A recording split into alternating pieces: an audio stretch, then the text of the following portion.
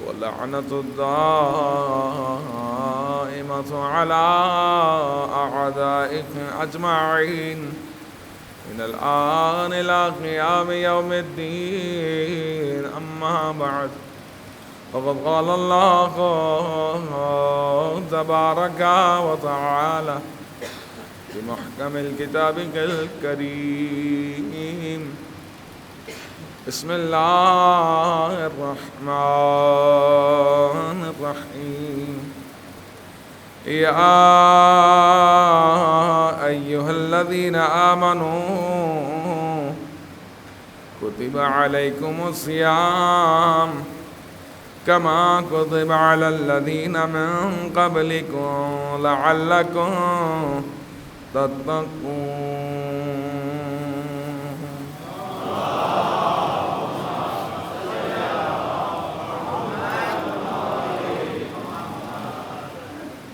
تمام تعریفیں اس ذات پروردگار کے لیے جو تمام عالمین کا رب ہے، جو تمام مخلوقات کا خالق ہے، جو ہم سب کا مالک ہے. وہی ہے جو لائق حمد و ثنا ہے. اسی کے قبضہ قدرت میں ہم سب کی جان ہے. اسی کے حکم سے ہم اس دنیا میں آئے ہیں اور اسی کے بلانے پر اس دنیا سے لوٹ کر چلے جائیں گے. اور تمام درود و سلام اللہ کی ان مقدس ترین ہستیوں پر کہ جو وجہ تخلیق کائنات ہیں، کہ جنہیں ذات پروردگار نے فقط انسانوں کے لیے ہی نہیں بلکہ عالمین کے لیے شمع ہدایت بنا کر بھیجا ہے. عظمت اہل بیت علیہ السلام پر مل کر بآواز بلند صلوات پڑھ لیجیے.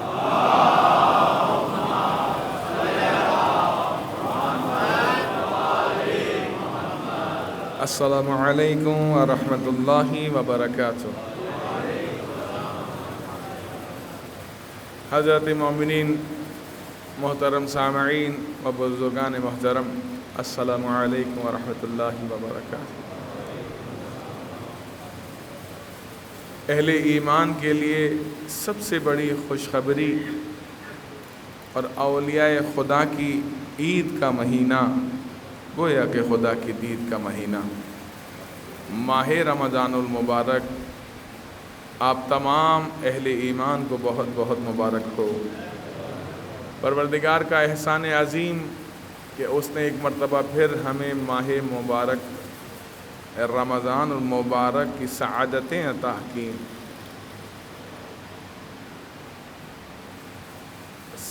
قمری سال کہ جتنے مہینے ہیں ان تمام مہینوں میں سب سے افضل مہینہ یہ ماہ رمضان المبارک کا مہینہ جو کہ شہر اللہ ہے. جوانوں کو مخاطب کر کے ایک طرف متوجہ کرتا چلوں، وہ یہ کہ اکثر جوان یا اکثر لوگ عمومی طور پر اگر بات کی جائے تو یہ بات کہتے ہیں کہ رمضان آ گیا، رمضان چلا گیا، رمضان آنے والا ہے، رمضان شروع ہو گیا. تو روایات میں ہے کہ اگر کوئی شخص اس طرح سے کہے تو اسے چاہیے کہ کفارہ دے. کیونکہ جب امام سے اس بارے میں پوچھا گیا تو امام نے فرمایا کہ ماہ رمضان اللہ کا مہینہ ہے. جس طرح سے قرآن نے اسے پکارا ہے اس طرح اسے پکارو. کیسے کہا؟ شہر اللہ، اللہ کا مہینہ، یعنی ادب اور احترام کے ساتھ ماہ رمضان المبارک کو پکارو. یعنی ماہ رمضان المبارک یا رمضان کریم یا رمضان شریف یا شہر اللہ، اسی طرح شہر مغفرت یا کوئی بھی ایسا اس کا نام لیا جائے جو اس کے احترام میں جو ہے وہ ثابت ہو. کوئی بھی اگر اس طرح سے کہے گا تو اہل بیت علیہ السلام نے اس بارے میں روکا ہے کہ کوئی اس کا نام اس طرح سے نہ لے کہ اس کی بے ادبی ہو. پہلی بات تو یہ. ماہ رمضان المبارک کی ابتدا میں کچھ مسائل کا سامنا ہمارے لوگوں کو کرنا پڑا. اس کی بنیادی وجہ فقہا میں کچھ مسائل میں، تمام نہیں، کچھ مسائل میں اختلاف ہے. مثلا رؤیت ہلال کے حوالے سے آیت اللہ العظمی سید علی سیستانی مدد اللہ العالی بیان فرماتے ہیں کہ رؤیت ہلال کے مسئلے میں کہ اپنی آنکھ سے چاند دیکھے تو اس کے لیے چاند ثابت ہے. یا مثلا 2 عادل گواہ اس بات کی گواہی دیں کہ ہم نے چاند دیکھا تو اس کے لیے چاند ثابت ہے. ٹھیک ہے. اسی طرح چند چیزیں جو توضیح المسائل اور دیگر فقہی کتابوں میں مذکور ہیں، بیان کیا چاند ثابت ہونے کے طریقے. کہتے ہیں البتہ آیت اللہ سیستانی کے نزدیک ٹیلیسکوپ سے چاند دیکھا جائے تو وہ ثابت نہیں ہے. مثلا کہتے ہیں نہیں، ٹیلیسکوپ سے نہیں دیکھیں، اپنی آنکھوں سے دیکھیں. یہ مسئلہ آیت اللہ سیستانی کے ہیں. جبکہ رہبر معظم کے یہاں کا مسئلہ جو ہے، یعنی سید علی خامنہئی مدد اللہ العالی کا جو مسئلہ ہے وہ یہ ہے کہ اگر رؤیت ہلال کمیٹی اعلان کرے اور آپ ان کے اعلان پر مطمئن ہوں تو آپ کے لیے وہ ثابت ہے. یعنی اگر آپ ٹیلیسکوپ سے بھی دیکھیں تو بھی چاند جو ہے وہ ثابت ہے، آنکھ سے دیکھنا ضروری نہیں. تو یہ فقہی ایک اختلاف ہے، وہ بھی کوئی اتنا بڑا مسئلہ نہیں ہے کہ جس کو لوگوں نے بڑا مشکل سمجھ رکھا ہے. بہت آسان ہے. الاختلاف امتی رحمتی، اللہ کے رسول حضرت محمد مصطفیٰ صلی اللہ علیہ وآلہ وسلم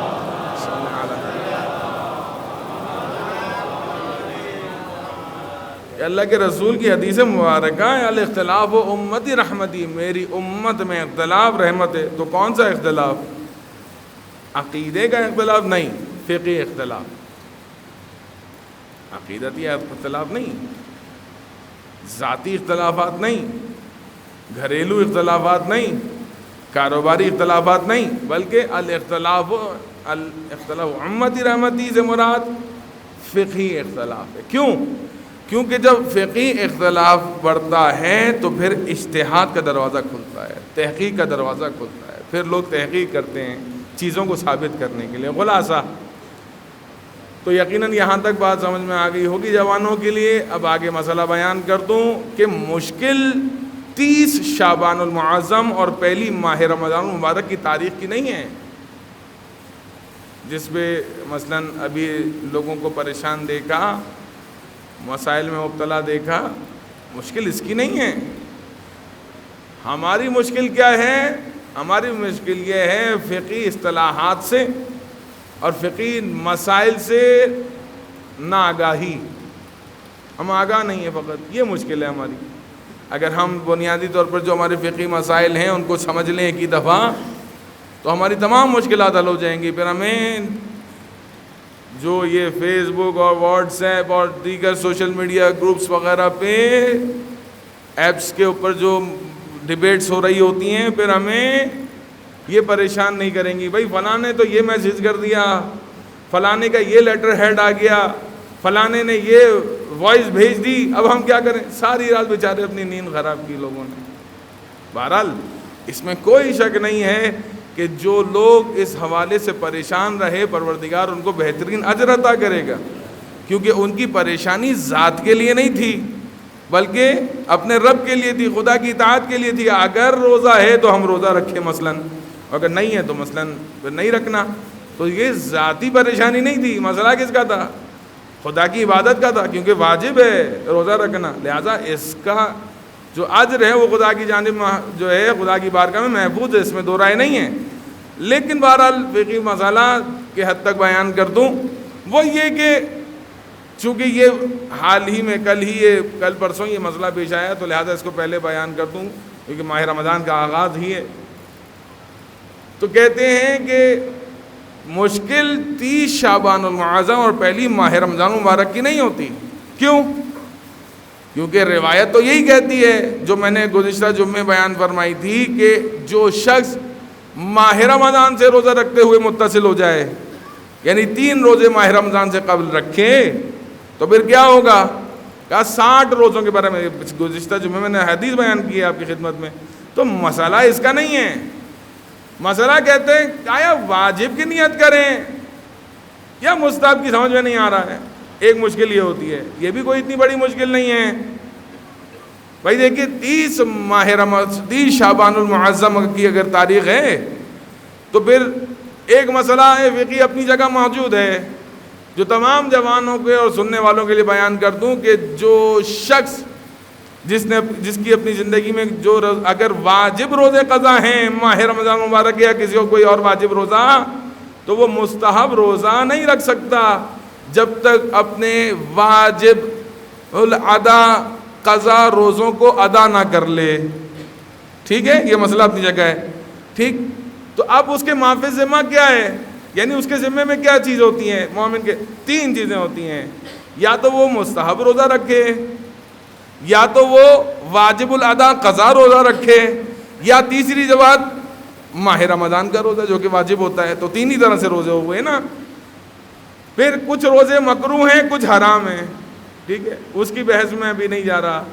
فقط یہ بات مسئلہ کی حد تک محدود رہے بات, اور وہ یہ کہ دیکھیے جب ہم 30 شعبان اور پہلی ماہ رمضان میں مشکوک رہیں گے کہ آیا جناب 30 شعبان ہے پہلی ماہ رمضان ہے کیا کریں, تو کہتے ہیں کوئی مسئلہ ہی نہیں ہے, یوم شک ہے, یعنی اس دن آپ کو ایک شک آپ کے ذہن میں آ گیا تو کریں گے تو کیا کریں. بھائی کہتے ہیں معافی ذمہ کی نیت سے روزہ رکھ لیں. معافی ذمہ یعنی جو میرے ذمے ہے. اگر آج 30 شعبان ہے, اگر کسی کا کوئی قضا واجب الادا ہوگا تو وہ ادا ہو جائے گا. اگر کسی کی زندگی میں کوئی قضا روزے نہیں ہیں تو 30 شعبان کا مستحب روزہ شمار ہو جائے گا.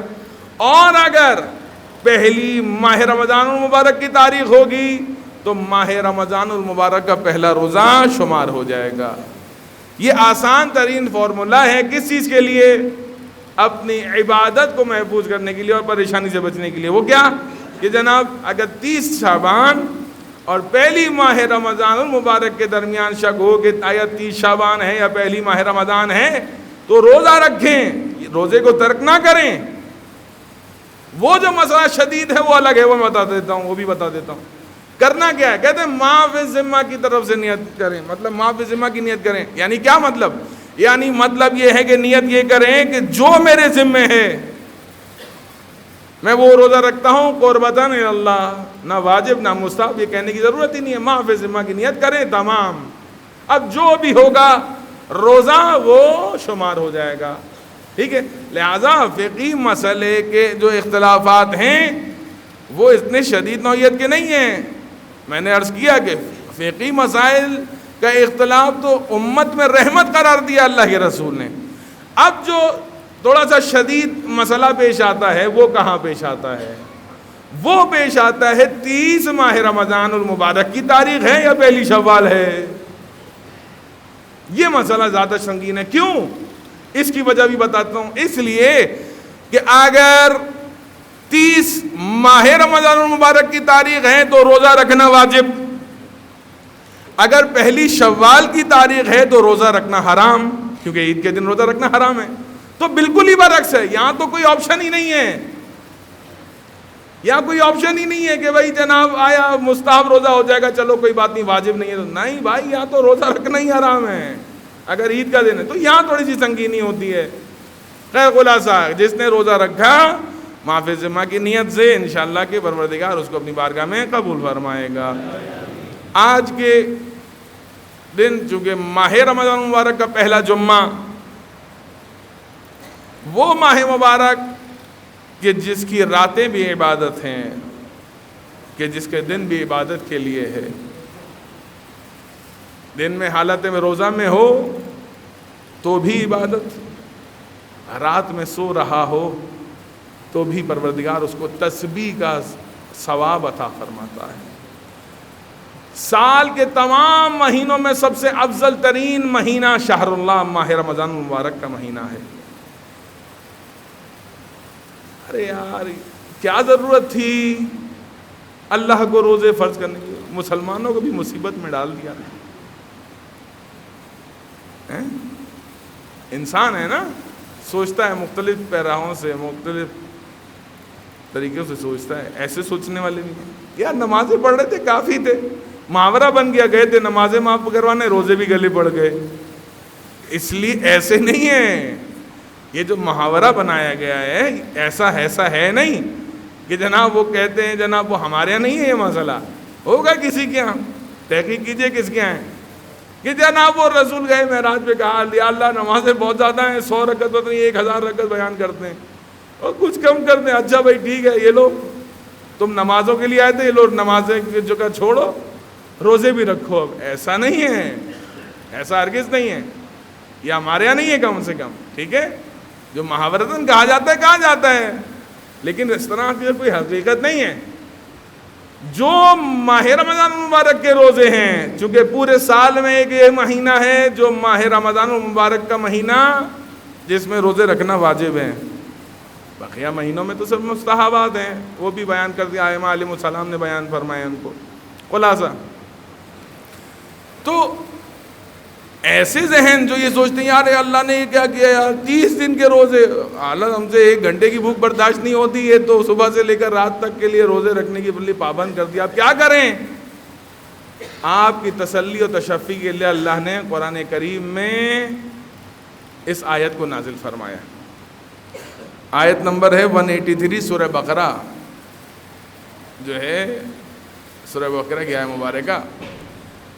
ایسے لوگ جو یہ سوچتے ہیں ان کے لیے پروردگار نے کیا بیان فرمایا قرآن کریم میں, یا ایھا الذین آمنوا. اور دیکھیں تسلی و تشفی بھی مومنین کے لیے ہے. یا ایھا الناس نہیں کہا, لوگوں کو مخاطب نہیں کیا, مسلمانوں کو مخاطب نہیں کیا, جبکہ روزہ رکھنے والے تو سبھی ہیں مسلمان کلمہ کو. لیکن اللہ نے کس کو مخاطب کیا؟ یا ایھا الذین آمنوا, اے اہل ایمان, اے ایمان لانے والوں. تو جتنی بھی رحمتیں برکتیں ہیں وہ اہل ایمان کے لیے ہیں. کیونکہ اگر کوئی زندگی بھر بھی عبادتیں انجام دیتا رہے لیکن بغض اہل بیت نہ رکھتا ہو, بغض اہل بیت رکھتا ہو, اس کی عبادتیں اس کے منہ پہ مار دی جائیں گی.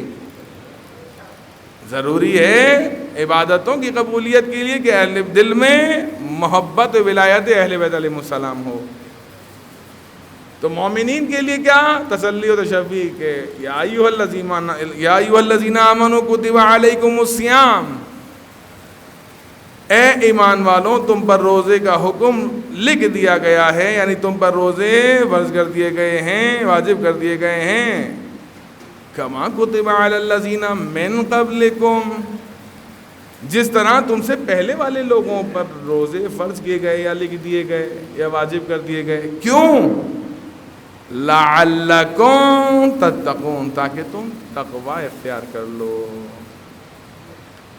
اہل ایمان کی تسلی و تشفی کے لیے پروردگار نے اشارہ, پریشان ہونے کی ضرورت نہیں ہے کہ صرف مسلمان ہی یہ عبادت انجام دیں گے, نہیں, بلکہ تم سے پہلے کی جتنی امتیں گزری ہیں ان تمام امتوں پہ پروردگار نے روزے کو فرض کیا ہے. تو صرف مسلمانوں کے لیے نہیں ہے, صرف مومنین کے لیے روزہ نہیں ہے.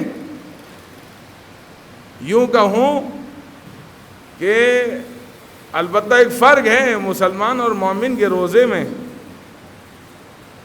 مومن کا روزہ روزہ ہے اور مسلمان کا روزہ فاقہ ہے.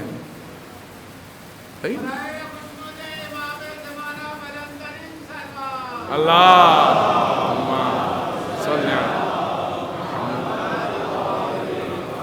بھائی مولانا آپ ایسی بات کیوں کر رہے ہیں؟ میں تو نہیں کر رہا, یہ تو اللہ کے رسول نے بیان فرمایا ہے اس چیز کو.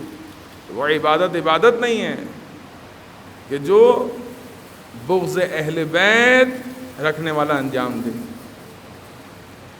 ماہ رمضان کا روزہ عبادت ہے یا نہیں؟ یقیناً عبادت ہے. تو اس کا مطلب قبول اسی کا ہوگا جو روزے رکھے گا. البتہ جوانوں سے مخاطب ہوں کہ قبول بھی اسی کا ہوگا جو روزے رکھے گا. جو روزے نہیں رکھے گا اس کا کیا؟ اس سجدے میں نے کہا تھا کہ لوگ روزے نہ رکھنے کے مختلف بہانے بیان کرتے ہیں.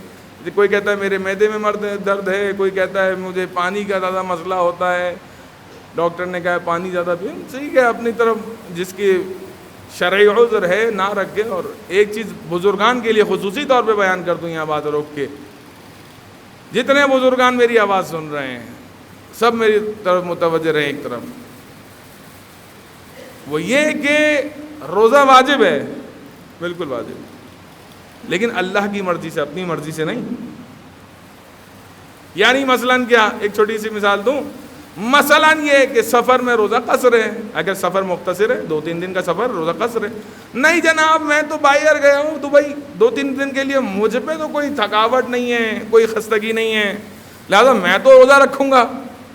یہ پھر اللہ کی مرضی سے روزہ نہیں, آپ کی اپنی مرضی کا روزہ ہے. ہاں نہیں یار مجھے کیا مشکل ہے, میں تو باہر اسلام آباد جا رہا ہوں 3-4 دن کے لیے, آفس وزٹ ہے, کام کے لیے جا رہا ہوں, مجھے کون سی تکلیف ہوتا ہے, وہاں سے اتروں گا گاڑی مجھے پک کرے گی اور ہوٹل چھوڑ دے گی, وہاں میں اے سی میں سوؤں گا آرام سے جا کے روزہ. تو کہتے ہیں یہ آپ کی مرضی سے, اللہ کی مرضی سے. میرا دل چاہ رہا آج بہت فریش ہوں, فجر کی 4 رکعت نماز پڑھ لوں واجب کی نیت سے, ہو سکتا ہے؟ نہیں ہو سکتا. نہیں دن میں گرمی بہت ہے, میں رات میں روزے کی نیت کروں گا مغرب کے اذان پہ اور فجر کی اذان پہ جو ہے نا افطار کر لوں گا. ہو سکتا ہے؟ نہیں ہو سکتا.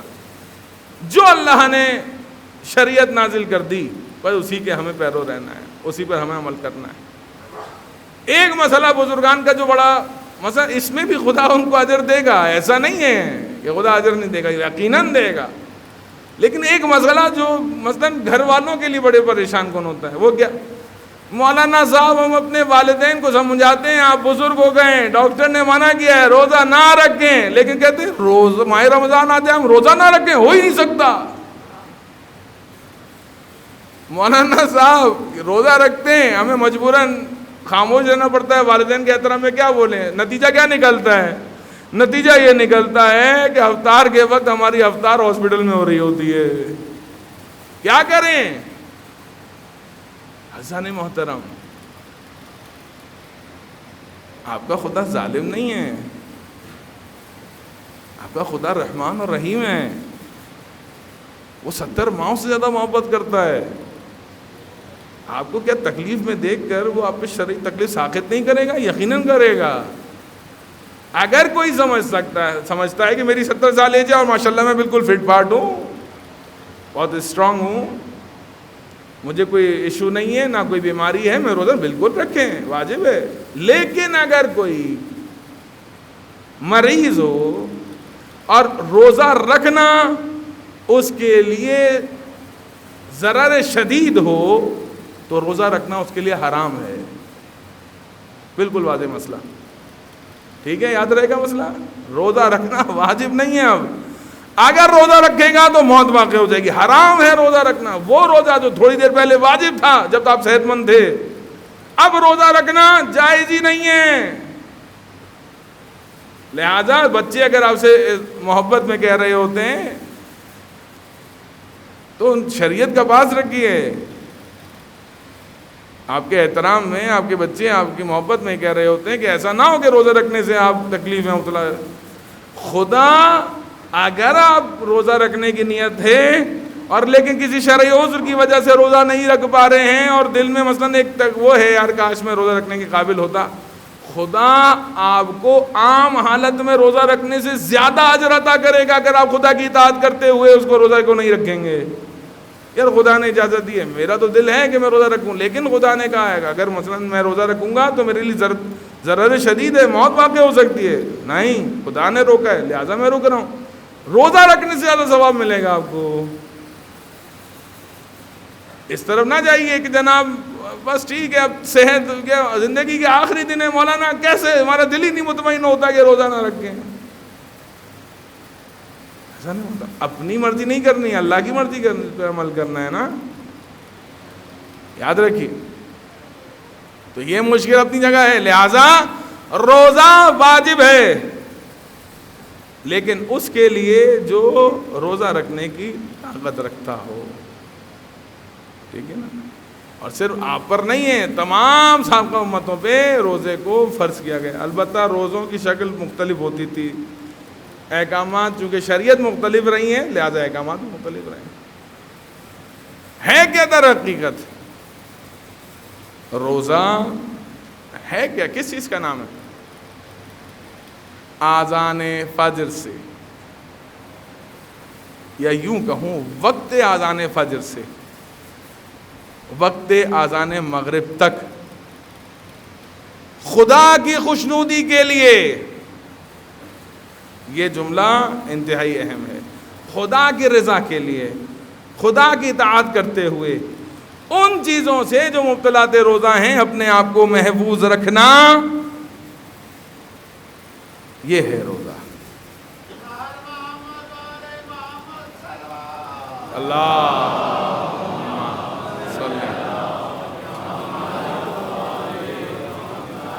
محترم روزہ یہ ہے۔ ماہ رمضان المبارک میں ایک مسئلہ یاد رکھیے، یہ جو ہماری وال کلاکس ہوتی ہیں، یہ ہینڈ واچز ہوتی ہیں، ہم لوگ اس پر زیادہ اعتماد کرتے ہیں۔ نہیں، اس پر اعتماد نہیں کرنا۔ کس پر اعتماد کرنا ہے؟ وقت مقررہ پر، وقت مقررہ پر۔ مثلاً نارملی ہم کیا کرتے ہیں؟ وال کلاک میں دیکھیں، او یار ٹائم ہو گیا، چلو بھائی افطار مطلب سحری اب ختم کر دیں۔ اچھا، سحری کا ایک مسئلہ ہے، جہاں تک اس کو بھی بیان کر دوں، جتنے میرے سننے والے ہیں، دیکھیں ہر زمانہ ایک جیسا نہیں ہوتا۔ مطلب ایک زمانہ ہے اس میں تقیہ واجب ہے، ایک زمانہ تقیہ واجب نہیں، ٹھیک ہے نا؟ ایک زمانہ احتیاط واجب ہے، ایک زمانہ احتیاط واجب نہیں۔ وہ زمانہ کہ جہاں جب مثلاً مساجد دور ہوا کرتی تھی، بہت کم ہوا کرتی تھیں، اذانوں کی آوازیں نہیں آتی تھیں مثلاً، یا مثال کے طور پر دیگر چیزوں کو مد نظر رکھتے ہوئے احتیاطی تدابیر جو ہے وضع کی گئیں۔ اس میں سے ایک احتیاطی تدبیر کیا تھی؟ مطلب لوگوں کے گھروں میں مطلب گھڑی نہیں ہوتی تھی یا اس طرح کے مسائل۔ تو بھائی کیا احتیاطی تدابیر کیا وضع ہوئی؟ بھائی کیونکہ اگر وقت مقررہ ہو جائے، سحری کا ہے یعنی اذان کا، اذان فجر کا، اس کے بعد آپ کھاتے پیتے رہے تو آپ کا روزہ، سحری کا ٹائم ختم ہو گیا، مطلب اذان فجر کا وقت ہو گیا ہے، آپ پھر بھی کھا رہے ہیں، روزہ ختم، روزہ باطل ہے۔ یا مثال کے طور پہ جو مغرب کی اذان کا وقت ہے اس سے پہلے افطار کر لی، روزہ ختم۔ لہذا اب احتیاط کا تقاضا کیا ہے؟ احتیاط کا تقاضا یہ ہے کہ اذان فجر سے کچھ قبل جو ہے، کچھ دیر پہلے آپ سحری ورنہ روک لیں، اور مغرب کے اذان کے کچھ دیر بعد احتیاط پر عمل کرتے ہوئے، اسی لیے علماء نے کہا کہ بہتر یہ ہے کہ نماز مغربین انجام دیں، اس کے بعد روزے کو افطار کریں، ٹھیک ہے نا؟ البتہ ایک مسئلہ بالکل واضح بیان کر دوں، انتہائی سحر کا مسئلہ الگ ہے، اذان فجر کا مسئلہ الگ ہے۔ جتنے میرے سننے والے ہیں غور سے اس مسئلے کو سن لیجئے۔ میں نے کہا نا زمانہ احتیاط کا، یہ جو فقہی احتیاطیں ہوتی ہیں یہ بدلتی رہتی ہیں۔ اب تو زمانہ یہ ہے کہ آپ نے اپنے سیل فون میں، موبائل میں سم لگائی، ڈیٹا آن کیا، فوراً آٹومیٹکلی آپ کا ٹائم ایڈجسٹ ہو جاتا ہے۔ جو سٹینڈرڈ ٹائم ہوتا ہے آپ کے ملک کا، جس ملک میں بھی ہو، وہ آٹومیٹکلی کیا ہوتا ہے؟ سیٹ ہو جاتا ہے، ٹھیک ہے نا؟ تو وہ ٹائم جو ہے وہ معتبر ہے، کیونکہ سیل تو کبھی اوپر ہے، کبھی وہ ویک ہے، پتہ چل رہا ہے کہ کچھ اور، آپ نے گھڑی کے مطابق کام کیا تو وال کے لگا، یار یہ تو کیا ہوا، 5 منٹ تو میری گھڑی خراب ہو گئی تھی، ٹھیک ہے؟ اذان محترم، لہذا احتیاط کا تقاضا کیا ہے؟ احتیاط کا تقاضا یہ ہے کہ انتہائی سحر مثلاً 5-10 منٹ پہلے ہو جائے وقت اذان سے، لیکن اذان اپنے وقت مقررہ پر ہو۔ اذان اپنے وقت مقررہ پر نہیں ہوتی، جس کا نتیجہ یہ ہوتا ہے کہ انتہائی سحر پر اذان دینے کا نتیجہ یہ نکلتا ہے، جو لوگ مسائل سے ناواقف ہیں، جن کو نہیں پتا کہ مثلاً یہ احتیاط کی وہ نہ پر ہے، وہ اسی اذان پر نمازیں پڑھ لیتے ہیں۔ فجر میں اذان فجر انتہائی سحر ہو رہی ہے، اس پر جو اذان دی جا رہی ہوتی ہے بعض لوگ اسی اذان پر نماز پڑھ لیتے ہیں. نماز باطل ہے. کیوں؟ کیونکہ وقت اذان تھا ہی نہیں. نماز باطل ہے جناب. کیا کرنا ہے؟ کہتے ہیں کرنا یہ ہے انتہائی سحر ٹھیک ہے، آپ 10 منٹ پہلے افطار سحری بند کرتے ہیں، لیکن اذان اور نماز اپنے وقت مقررہ پر ہو. ہمارے یہاں کیا ہوتا ہے، کیلنڈر چھپ جاتے ہیں جناب انتہائی سحر، تب بھی دیکھیں چھاپنے والا بھی احتیاط کر رہا ہے، اس میں بھی یہ نہیں لکھ رہا کہ وقت اذان، بلکہ کیا لکھتا ہے انتہائی سحر وقت فجر، مثلا نماز فجر کا وقت. اور احتیاطاً ایک نوٹ بھی لکھ دیتا ہے کہ مثالی طور پہ 10 منٹ بعد جو ہے وہ نماز فجر ادا کی جائے. ایک مسئلہ شرعی بالکل واضح ہے تمام فقہا کے ہاں کہ وقت سے پہلے اذان دی جائے اذان باطل، نماز پڑھی جائے نماز باطل. یہ تمام فقہا کے ہاں یہ مسئلہ ہے. واضح رہے گا مسئلہ جو بیان کر رہا ہوں. وقت مقررہ سے جو اذان فجر کا وقت ہے اس سے پہلے اذان دیں گے اذان باطل ہے، نماز پڑھیں گے نماز باطل ہے. جب تک وقت داخل نہ ہو نماز واجب نہیں ہوتی. ٹھیک ہے عزیزان محترم، اس طرح یہ بہت معاملہ حساس ہے.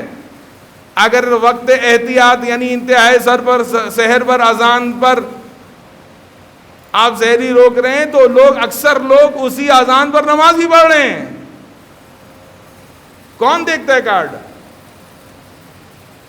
گھر کا کوئی ایک فرد دیکھ لے گا بس، اگر وہ بھی زیادہ سے زیادہ تو نہیں دیکھتے ہیں. کیا دیکھتے ہیں؟ ٹائم دیکھتے ہیں، آج انتہائی سحر کیا ہے، مطلب افطار کا وقت کیا ہے. اذان محترم لہٰذا اس چیز کو سمجھیے، ماہ رمضان کے روزے رکھ رہے ہیں ہم، اللہ کی مرضی سے رکھنے، اپنی مرضی سے نہیں. یہ مسئلہ اس کی اصلاح کیجئے. خصوصاً انتظامیہ جو مساجد و امام بارگاہوں کے الحمدللہ ہمارے یہاں دوسرا سال اسی طرح سے کر رہے ہیں. اذان جو انتظامیہ ہے، یہ جو اذان دینے والے افراد ہیں، وہ ایک چیز میں احتیاط کریں. اور احتیاط کیا کریں؟ احتیاط یہ کریں جو وقت مقررہ ہے اس کے مطابق اذان دیں. ٹھیک ہے؟ کیوں؟ اس لیے کہ اگر آپ نے اذان دی تو بہت سے لوگ اسی اذان پر افطار کر لیتے ہیں. آپ نے اکثر مساجد و امام بارگاہوں میں جب روزے کھولنے کے لیے جاتے ہیں تو کیا دیکھتے ہیں؟ یہاں اللہ اکبر کہا مؤذن نے اور یہاں بسم اللہ کہا. بھائی آپ کا روزہ مکروہ نہیں ہوتا، خدا کی قسم آپ کا روزہ مکروہ نہیں ہوتا. ہمارے یہاں آٹومیٹک سسٹم ہے، اللہ نے سسٹم ہی آٹومیٹک بنایا ہے. جس طرح وقت ختم ہوا سحری کا یعنی اذان فجر کا وقت ہوا، اب آٹومیٹکلی دیگر چیزیں حرام ہو جائیں گی، آپ کے میرے کہنے سے سمجھنے سے نہیں ہوں گی. ختم. جو مبتلات روزہ ہیں ان سے روزہ باطل ہے. اسی طرح جیسے ہی وقت مغرب ہوا، اذان مغرب کا وقت ہوا، آٹومیٹکلی ختم روزہ. اب آپ یہ سوچتے ہیں یار میں کھجور کھا لوں، میں پانی پی لوں، آپ کا ٹائم پورا ہوا، روزہ تمام. اب یہ جو ہے کہ جناب ہم پانی پیتے ہیں، یہ تو ہم یعنی یقیناً جب افطار کرے گا تو انسان یہ چیز سے تو افطار کرے گا نا. احتیاط کیا ہے؟ احتیاط یہ ہے کہ جو اذان دینے والے یا انتظامیہ کے لوگ ہیں وہ اس چیز کو توجہ میں رکھیں کہ اگر فجر کی اذان تاخیر سے ہوگی تو بھی مسئلہ ہے، اگر فجر کی اذان 1 منٹ پہلے ہو تو بھی مسئلہ ہے. لہذا اذان کی طرف توجہ رکھیں. اسی طرح مغرب کی اذان کا مسئلہ، اگر مثلا تو گھر میں خواتین ہیں، بچے ہیں، روزہ کھولتے ہیں، وہ تو اذان کی آواز سن کے کھول رہے ہوتے ہیں نا. اگر اذان آپ نے 2 منٹ پہلے دے دی تو کیا ہوگا؟ لہذا اذان کا مسئلہ بہت حساس ہے. اس چیز کی طرف لوگوں کو بھی احتیاط کرنی چاہیے. لوگوں کی احتیاط کیا ہے؟ یہ تو مولانا صاحب نے بتا دیا ان لوگوں کے لیے جو انتظامیہ کے لوگ ہیں یا مثلا جو مؤذن حضرات ہیں. ہماری کیا ذمہ داری ہے؟ ہماری ذمہ داری یہ ہے کہ جو وقت فجر ہے، اذان فجر کا وقت ہے، اس سے 5-10 منٹ پہلے اب لوگ سوال کرتے ہیں مولانا بعض اوقات کا انتہائی سحر ہو جاتا ہے، ہم نے جو ہے اپنی ٹیبلٹ نہیں کھائی ہوئی ہوتی، گولی نہیں کھائی ہوئی ہوتی جو ہمارے لیے ضروری ہے، ہم کیا کریں؟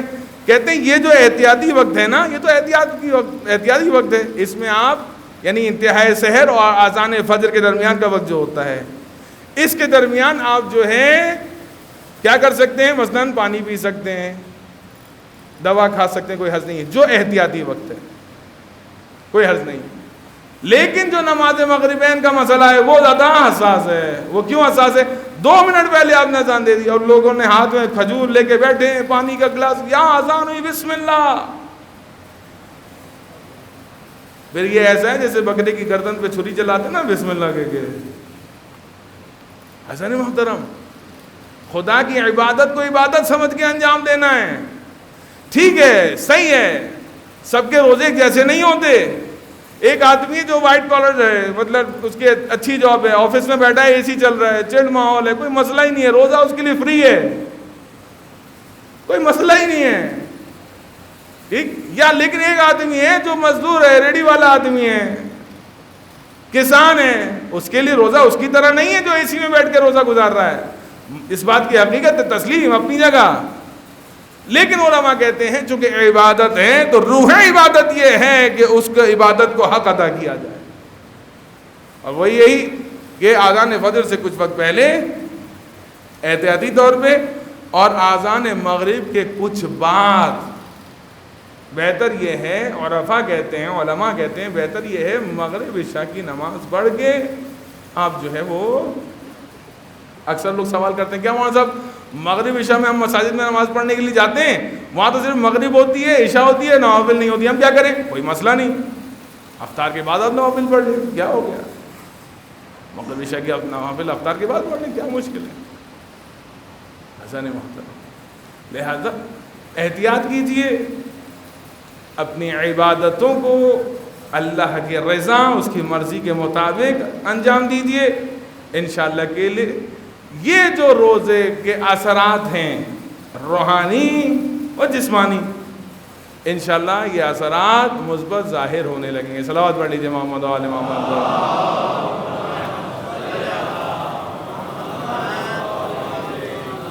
بسم اللہ الرحمن الرحیم، قل هو اللہ احد اللہ الصمد لم یلد ولم یولد ولم یکن له کفوا احد۔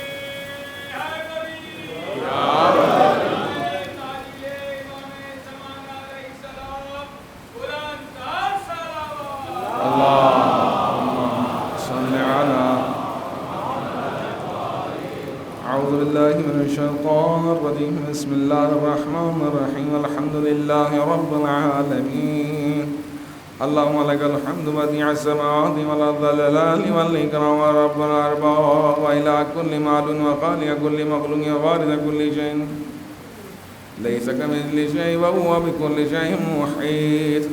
انت اللہ لا الہ الا انت الاحد المتوحد الفرد المتفرد، انت اللہ لا الہ الا انت الکریم المتکرم العظیم، والصلاة والسلام على محمد النبي الرحمة سيد المرسلين وعلي بن أبي طالب سيد الوصيين وفاطمة الزهراء سيدة النساء العالم والنزل المجتبى حجة الله على الخلق يدين والحسين الشهيد المظلوم وارث أمير المؤمنين وعلي بن الحسين زين العابدين ومحمد بن علي ماغل من أولين والآخرين جعفر بن محمد الصادق الصديق والمطلق آباء الصالحين وموسى بن جعفر الكاظم من أولاد النبي علي بن موسى الرضا بن ذرة البرد المتقي محمد بن علي الجواد الولي المؤمنين وعلي بن محمد السراج المنير إمام القوم والحسن بن علي زيد الأوصياء المنتجم وخلف القائم المهدي الحجة المنتظر الحجة بعد آبائه الأغني المودي النبي ووارث العلم المعظيم من الوصين الذي ببقاء بقية الدنيا وبيمن رزق الورى وبجوده ثبت الأرض والسماء وبي اللهم ارزق استوعبنا كما ولي ذل وجور عجل لنا اللهم غفور إنهم يرونه بعيدا ونراه قريبا برحمتك يا أرحم الراحمين.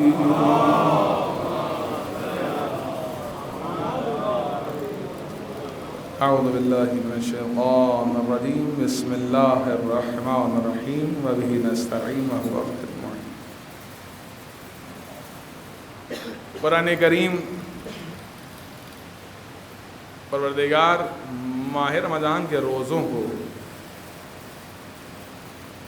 تقوی کا معیار بیان فرما رہا لعلکم تتقون. اگر تقوی اختیار کرنا چاہتے ہیں، ماہ رمضان المبارک وہ مہینہ جو کہ قرب الہی کا مہینہ ہے، معرفت الہی کا مہینہ ہے، خدا کا مہینہ ہے. معصوم فرماتے ہیں بدبخت ہے وہ انسان جو ماہ رمضان کو پائے اور بخشا نہ جائے، اور جو نہ بخشا گیا وہ آئندہ سال ماہ رمضان تک نہیں بخشا جائے گا.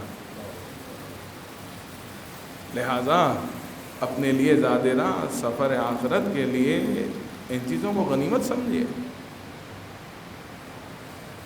چند ایک مسائل انتہائی اختصار کے ساتھ بیان کر دوں.